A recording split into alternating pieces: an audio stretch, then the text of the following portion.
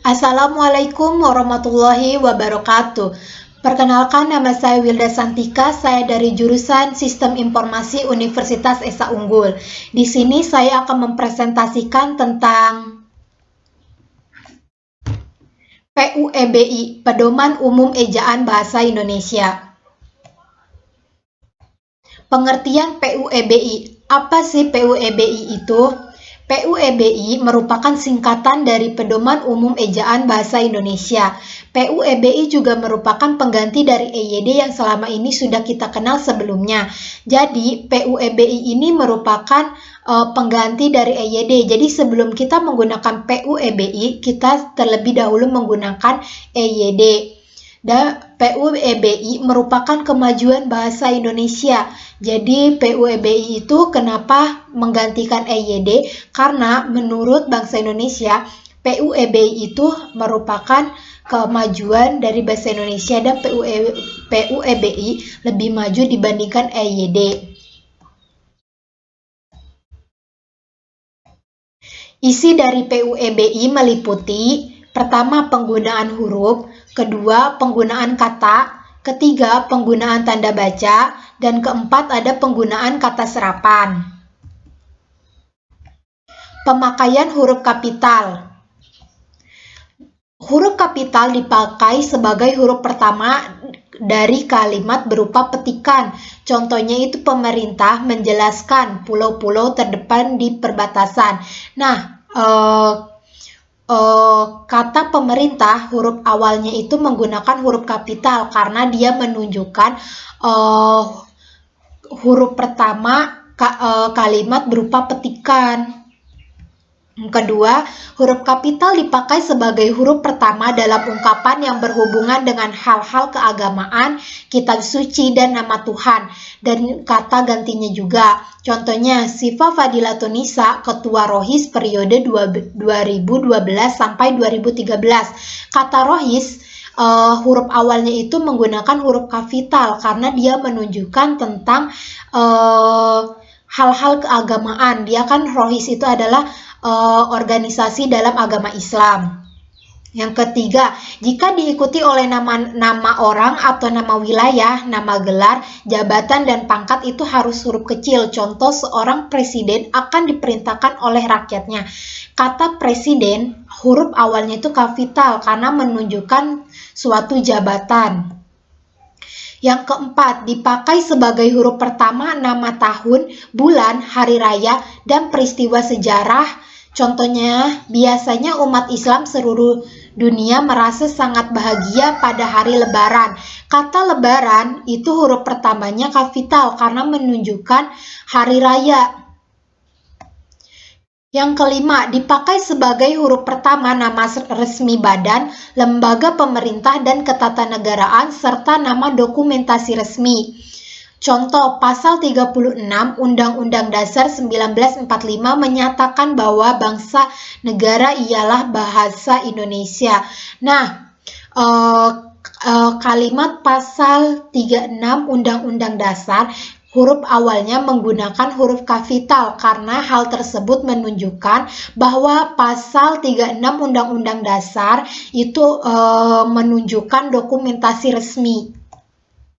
Dipakai sebagai huruf pertama kata petunjuk hubungan kekerabatan. Contoh, surat saudara saya terima. Nah, kata saudara juga huruf awalnya harus memakai kapital karena dia itu menunjukkan kekerabatan. Penulisan huruf miring. Huruf miring dalam cetakan dipakai untuk menuliskan nama buku, majalah, dan surat kabar yang dikutip dalam karangan. Contoh, buku Negara Kertagama dikarang oleh Empu Prapanca. Nah, kata Negara Kertagama itu harus ditulis dengan huruf miring karena dia menunjukkan nama buku tersebut. Penulisan kata.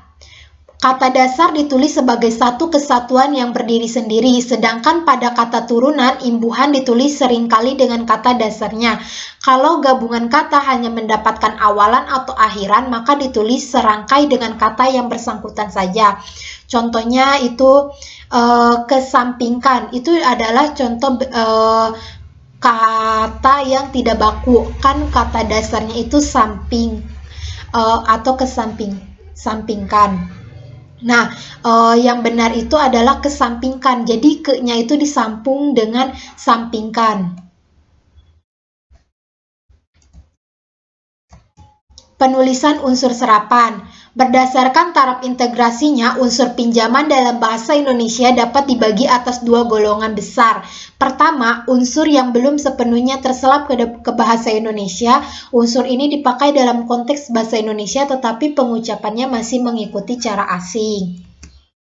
Kedua, unsur asing yang pengucapan dan penulisannya disesuaikan dengan kaidah bahasa Indonesia, diusahakan agar ejaan asing hanya diubah seperlunya hingga bentuk Indonesianya masih dapat dibandingkan dengan bentuk asalnya.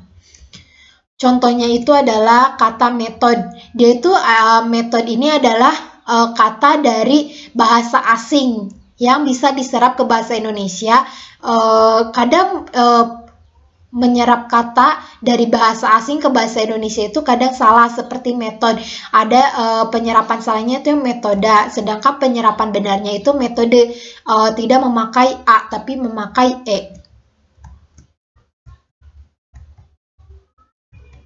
Pemakaian tanda baca. Tanda titik dipakai pada akhiran singkatan nama orang, contoh Abdul Hadi W.M. Dipakai pada singkatan gelar, jabatan, pangkat, dan sapaan, contoh Dr. Basuki. Bisa juga atau di ujung pangkatnya kadang di ujung, itu juga tidak apa-apa diberi titik. Tanda titik dipakai pada singkatan kata atau ungkapan yang sudah umum, yang ditulis dengan huruf kecil. Contohnya itu adalah sampai dengan. Biasanya sampai dengan menggunakan garis miring, tapi seharusnya menggunakan titik. Dipakai pada angka yang menyatakan jumlah untuk memisahkan ribuan, jutaan, dan lain-lain. Contohnya pada uang. Dipakai di belakang judul yang digunakan kepala karangan.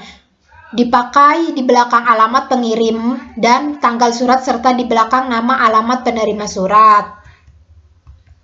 Tanda koma dipakai di antara unsur-unsur dalam bentuk perincian atau pembilangan. Contoh, dia memberi aba-aba 1, 2, 3. Nah, di antara kata 1, 2 itu harus menggunakan tanda koma karena dia menunjukkan tentang perincian atau pembilangan.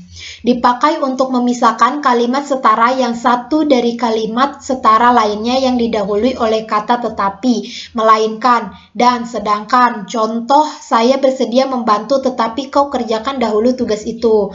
Nah, kata tetapi itu adalah cirinya.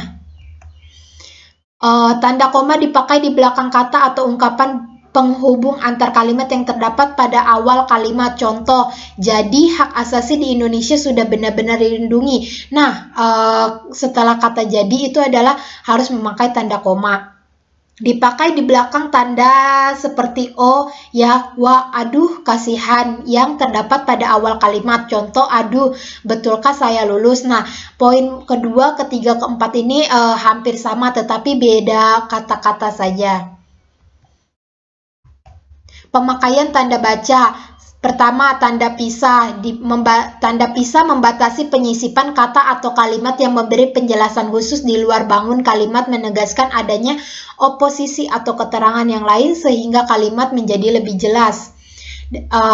Tanda pisah dipakai di antara dua bilangan atau tanggal yang berarti sampai dengan, atau di antara dua nama kota berarti ke atau sampai. Contohnya itu tanggal biasanya. Tanda petik dipakai untuk mengampit petikan langsung judul syair karangan istilah yang mempunyai arti khusus. Contoh, kata Hasan saya ikut, biasanya di dialog gitu ya. Dipakai untuk menyatakan dan atau per tahun akademik, nomor rumah, nomor surat. Contoh seperti yang tertulis di sana. Terima kasih. Sekian dari presentasi saya kali ini. Mohon maaf bila ada kata yang salah atau penyampaian yang kurang dimengerti. Mohon dimaklumi. Sekian dari saya. Wassalamualaikum warahmatullahi wabarakatuh.